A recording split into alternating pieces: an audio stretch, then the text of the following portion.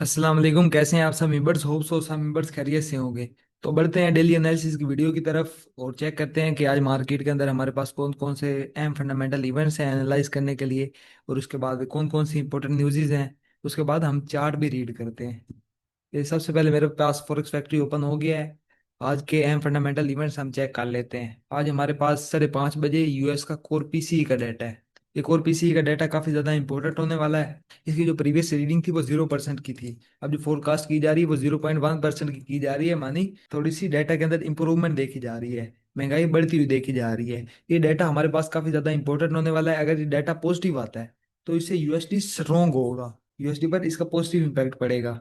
और अगर ये डाटा नेगेटिव आता है तो यूएसडी पर इसका नेगेटिव इम्पैक्ट पड़ेगा। इस डाटा के साथ इसके और भी कंपोनेंट्स रिलीज होते हैं। कोर पीसी डाटा के साथ हमारे पास कोर पीसी का ईयर ऑन ईयर का डाटा भी रिलीज होता है। इसके साथ हमारे पास पीसी का डाटा भी रिलीज होता है, ईयर ऑन ईयर भी और मंथ भी। वो डाटाज आप इकोनॉमिक कैलेंडर के अंदर भी देख सकते हैं, एफएक्स रेट के। फॉरेक्स फैक्ट्री के इकोनॉमिक कैलेंडर के अंदर हमारे पास इतने ज्यादा डाटाज नहीं होते। आप FX स्ट्रीट या इन्वेस्टिंग.com के इकोनॉमिक कैलेंडर के अंदर वो डाटा देख सकते हैं। ये सेकंड नंबर पर हमारे पास revised university of Michigan consumer को सेंटीमेंट का डाटा है। इसकी जो प्रीवियस रीडिंग थी वो 50.8 थी और जो फोरकास्ट की जा रही है 51.1 की जा रही है।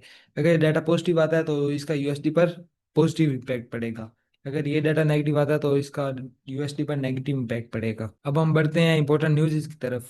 ये हमारे पास इंपॉर्टेंट न्यूज है, हम इसे एनालाइज कर लेते हैं। सबसे पहले gold price slides below 3300 amid a mildly positive, USD focus remains on US PCE data. जो हमारे पास डॉलर है, अमेरिकी डॉलर स्ट्रोंग होने की वजह से सोने की कीमत 3300 से नीचे आ गई है। सोने की कीमत 3300 से नीचे आने की वजह यह है कि जो अमेरिकी डॉलर है वो स्ट्रोंग हुआ है, अमेरिकी डॉलर मजबूत हुआ है। अब हमारा जो मेन फोकस होगा वो आज का यूएस के पीसीई के डाटा पर होगा, जो कि मैंने आपको पहले बताया फॉरेक्स फैक्ट्री के अंदर वो डाटा हमारे पास काफी ज्यादा इंपॉर्टेंट होने वाला है। Gold price meet with fresh supply on Friday amid the emergence of some USD dip buying. अमेरिकी डॉलर की कम कीमत पर लोगों ने उसे बाई किया है। अमेरिकी डॉलर में काफी ज्यादा सरमायाकारी आई है जिसकी वजह से अमेरिकी डॉलर मजबूत हुआ है। और अमेरिकी डॉलर मजबूत होने की वजह से सोने की कीमत पर इसका नेगेटिव इंपैक्ट पड़ा है। Trade tension, geopolitical risk and Fed rate cut bets should limit the losses for the commodity. जो ट्रेड टेंशन चल रही है, तिजारती तनाज़ात, उसके बाद जियोपॉलिटिकल अनसर्टेनिटी, जियोपॉलिटिकल रिस्क, और उसके बाद जो फेडरल रिजर्व की रेट कट बेट्स हैं कि इस ईयर हमारे पास तकरीबन 2 रेट कट होंगे 25-25 बेसिस पॉइंट के। ये सोने की कीमत को काफी ज्यादा गिरने से रोक सकते हैं। ये सोने की कीमत गिरे भी सही तो एक हाथ तक गिरेगी, ज्यादा नहीं गिरने देते ये जियोपॉलिटिकल टेंशन और फेड रेट कट बेट्स हैं, क्योंकि ग्लोबली अभी तक काफी ज्यादा अनसर्टेनिटी मौजूद है।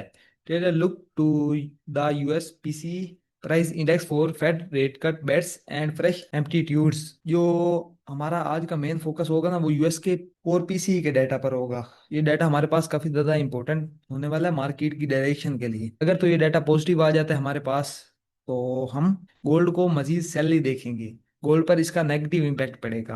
अगर ये डाटा नेगेटिव आ जाता है तो इसे गोल्ड पंप करेगा, गोल्ड बाय जाएगा। उसके बाद हमारे पास यहाँ पे एक इंपॉर्टेंट न्यूज़ है नीचे, हम इसे भी एनालाइज कर लेते हैं। A federal appeal court on Thursday temporarily reinstated US President Donald Trump's sweeping trade tariffs a day after a separate trade court deemed them illegal and ordered an immediate block। कल कल जुमेरात को एक तिजारती अदालत ने ना डोनाल्ड ट्रंप के जो tariff थे उन्हें दोबारा बहाल कर दिया है, जो कि एक दिन पहले दूसरी अदालत ने इन्हें ब्लॉक कर दिया था। दूसरी अदालत ने कहा था कि ये गैर कानूनी टैरिफ इसने लगाए हैं जिसकी वजह से इन्हें ब्लॉक कर दिया गया था, जबकि एक और अदालत ने कल बरोज जुमेरात को ये टैरिफ दोबारा से बहाल कर दिए, जिसकी वजह से मार्केट के सेंटीमेंट्स तब्दील हुए हैं। अब चार्ट पर जाकर इस न्यूज का इम्पैक्ट भी मैं आपको बताता हूँ।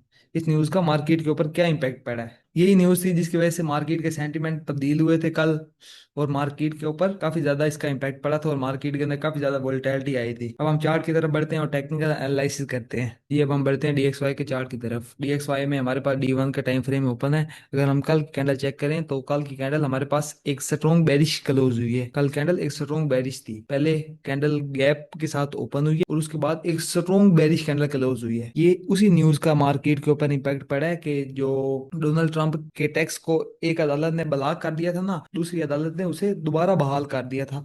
जिसकी वजह से ये DXY पर इसका नेगेटिव इम्पैक्ट पड़ा है। पहले मार्केट गैप के साथ ओपन हुई है कि डोनाल्ड ट्रंप के टैरिफ को ब्लॉक कर दिया गया था, फिर मार्केट एक स्ट्रॉन्ग बेरिश कैंडल क्लोज हुई है मार्केट में कि दूसरी अदालत ने इसे दोबारा बहाल कर दिया है। अनसर्टेनिटी दोबारा से मार्केट के अंदर आ गई है। इस वजह से DXY की जो कल कैंडल है वो एक स्ट्रॉन्ग बेरिश क्लोज हुई है। अगर हम H4 की तरफ जाएं तो H4 के अंदर मार्केट के अंदर गैप ओपनिंग आई थी। मैंने आपको बताया था कि मार्केट गैप फिल करने नीचे आ सकती है, तो मार्केट ने गैप नीचे फिल किया है। गैप फिल करने के बाद मेरा पॉइंट ऑफ व्यू था कि मार्केट उठ जाएगी, लेकिन मार्केट में वो न्यूज आने की वजह से मार्केट मजीद सेल साइड आई और मार्केट अपना सेल साइड मोमेंटम कंटिन्यू रखा, मार्केट उठी नहीं। अब ये एक सपोर्ट लाइन थी, अब ये सपोर्ट लाइन के ऊपर मार्केट टच होके यहीं से उठ रही है। हम अगर हम मजीद लोअर टाइम फ्रेम के अंदर जाएं तो लोअर टाइम फ्रेम के अंदर मार्केट ने यहाँ पर दोबारा से अपना एक स्ट्रक्चर शिफ्ट कर दिया, जो कि हमारे पास सेल की कंफर्मेशन है। यहाँ पे मार्केट हमने स्ट्रक्चर शिफ्ट कर दिया, यहाँ पे हमारे पास सेल की कंफर्मेशन हो गई है कि DXY को हम मजीद सेलिंग में ही देखेंगे। लेकिन अगर हम DXY के अंदर देखें ना तो भी हमारे पास कोई प्रॉपर क्लैरिटी नहीं है, मार्केट के अंदर कोई प्रॉपर क्लैरिटी नहीं है। आप वेट करें कोर पीसी के डाटा का, जब डाटा रिलीज हो जाए अगर वो डाटा पॉजिटिव आता है तो आप DXY को हल्का सा पॉजिटिव देखिएगा। अगर वो डाटा नेगेटिव आ जाता है, अगर वो डाटा नेगेटिव आता है तो आप DXY को स्ट्रॉन्ग नेगेटिव देखेंगे, स्ट्रॉन्ग सेलिंग में देखेंगे, क्योंकि DXY का ओवरऑल स्ट्रक्चर भी बेरिश है। तो ये जोन्स हैं, यहाँ से DXY डाउन साइड आ सकता है इन लेवल से। DXY में अभी हम मजीद क्लैरिटी का वेट करेंगे, यूएस के पीसी डाटा रिलीज होने का वेट करेंगे। यहाँ से मार्केट अपसाइड, यहाँ से मार्केट थोड़ा सा उठी तो है, होप सो मार्केट मजीद ऊपर जाएगी। बाकी ये थे DXY के एनालिसिस। अब हम गोल्ड की तरफ बढ़ते हैं और गोल्ड को एनालाइज करते हैं। ये हमारे पास गोल्ड का पेयर ओपन हो गया है, D1 का टाइम फ्रेम है। D1 के टाइम फ्रेम के अंदर अगर हम कल कैंडल चेक करें तो वो एक बुलिश कैंडल क्लोज हुई है। कल की कैंडल जो क्लोज हुई है ना, मार्केट ने पहले उससे पिछली कैंडल का लो भी स्वीप किया, उसके बाद जो क्लोजिंग दिया ना वो हाई भी स्वीप कर दी है। अब हमारे पास जो डेली का बयास है ना वो न्यूट्रल बयास है। अभी हम क्लैरिटी का वेट करेंगे। D1 का हमारा जो बयास है वो न्यूट्रल है। उससे पिछली कैंडल का ये जो हमारे पास बेरिश कैंडल है इसका हाई भी स्वीप किया है और लो भी स्वीप किया है। अगर हम H4 के अंदर आए, H4 के अंदर आए तो ये हमारे पास मार्केट इस हाई से दोबारा नीचे गिर रही है। मार्केट पहले यहाँ पर आई, जो मैंने आपको बताया था ये एक हेड एंड शोल्डर पैटर्न बना हुआ है मार्केट के अंदर। मार्केट यहाँ से नीचे गिर सकती है और मार्केट इसी लेवल से नीचे गिर रही है। मार्केट ने अपना ये हाई स्वीप किया, हाई स्वीप करके मार्केट नीचे गिर रही है। ये हमारे पास H1 का टाइम फ्रेम ओपन हो गया। H1 के टाइम फ्रेम के अंदर मैंने आपको कुछ जोन्स बताए थे ट्रेड के लिए। एक मैंने M15 के टाइम फ्रेम के अंदर जोन बताया था decisional point of interest M15 के मार्केट स्ट्रक्चर के मुताबिक। पहले हम उसे डिस्कस कर लेते हैं। ये मेरे पास M15 का टाइम फ्रेम ओपन हो गया। मैंने आपको ये जोन बताया था कि आप इसे स्वीप पर ट्रेड कर सकते हैं, यानी ये आपको हॉरिजॉन्टल लाइन लगा कर दी थी। मार्केट ने सेम इसे स्वीप किया, स्वीप करके मार्केट डाउन साइड आ गई। अगर किसी मेंबर ने यहाँ पर एंट्री ली है स्वीप पर तो तकरीबन उसे 90 पिप्स मिल गए हैं, 90 पिप्स उसे मिल गए हैं इजीली। मार्केट ने यहाँ पर सवे पे हमें एक सभी पर एक अच्छी सकाल पर ट्रेड दी है। उसके बाद मार्केट ने इसे ब्रेक कर दिया जोन को। उसके बाद मार्केट हमारे एक्सट्रीम जोन पे आ गई। मैंने ये आपको एक्सट्रीम जोन बताया था कि आप इसके स्वीप पर भी एक बेस्ट अपॉर्चुनिटी फाइंड कर सकते हैं। ये हमारे पास H1 का भी सप्लाई जोन था। चेक करें, मार्केट ने इसे H1 के टाइम फ्रेम के अंदर स्वीप किया है और स्वीप करते साथ ही यहाँ पर हमें तकरीबन 320 से ऊपर पिप्स मिल गए हैं।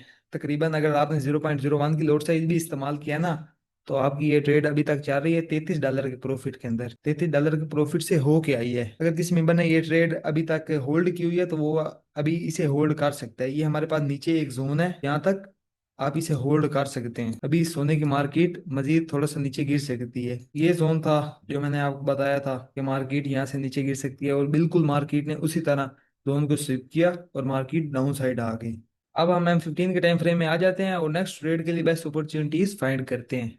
ये हमारे पास M15 का टाइम फ्रेम ओपन है। अभी फिलहाल मार्केट में क्लैरिटी का वेट करें। ये हमारे पास एक किस्म का रेजिस्टेंस लेवल है।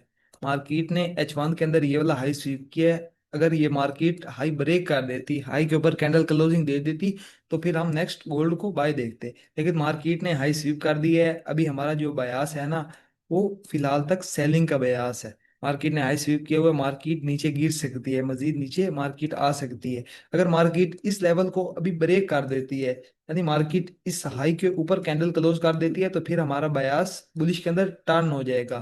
अगर मार्केट यहाँ से ऊपर आ जाती है और इस हाई के ऊपर कैंडल क्लोजिंग कर देती है तो फिर हम रिट्रेसमेंट के ऊपर बाय की एंट्री देखेंगे। और अगर हमारे पास साथ में कोर पीसी का डाटा भी नेगेटिव आ जाता है तब हम गोल्ड को बाय देखेंगे। और बाकी फिलहाल तक गोल्ड के अंदर अभी सेलिंग नजर आ रही है। गोल्ड रिट्रेसमेंट के बाद मजीद सेल आ सकता है। आप यहाँ पे ऊपर सकाल कर सकते हैं गोल्ड के अंदर सेल की, गोल्ड को सेल देख सकते हैं मजीद फिलहाल तक।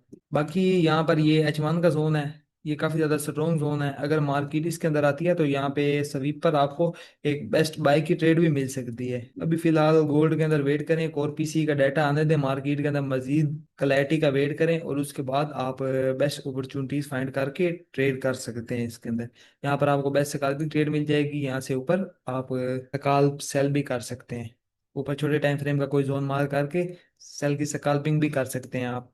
अगर ये मार्केट हाई ब्रेक कर देती है तो आपका जो व्यास है वो बाय के अंदर टर्न हो जाएगा। बाकी जब तक मार्केट इस लेवल के अंदर है, इस लो के अंदर और इस हाई के अंदर, तो आपने गोल्ड को सेल में ही देखना है। अगर मार्केट ये वाला लो स्वीप कर लेती है तो फिर आप बाय करेंगे गोल्ड को। अभी फिलहाल यहाँ पर मार्केट है ना, आपने सेल में ही देखना है। अगर मार्केट रिट्रेसमेंट लेती है तो आप ऊपर किसी जोन से सेल की एंट्री ले सकते हैं। M15 का टाइम फ्रेम ओपन करें या M5 का टाइम फ्रेम ओपन करें, छोटे टाइम फ्रेम के जोन्स निकालें और वहां से आप अच्छी एंट्रीज फाइंड कर सकते हैं। होप सो आपको ये वीडियो पसंद आई होगी। जल्दी मिलते हैं इंशाल्लाह एक नई वीडियो के साथ।